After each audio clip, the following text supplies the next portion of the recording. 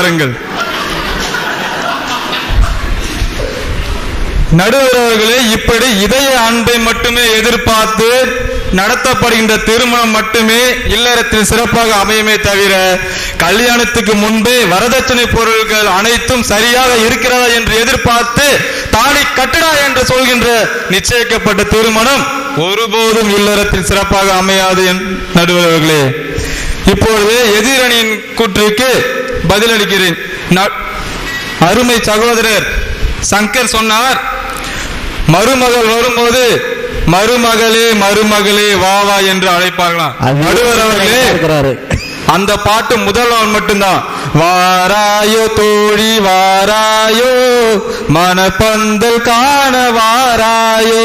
அடுத்த நாள் போராயோ தோழி போராயோ, சுடுகாட்டிற்கு போராயோ. அவ்வளவு கொடுமை நடக்கும் நடுவர் அவர்களே.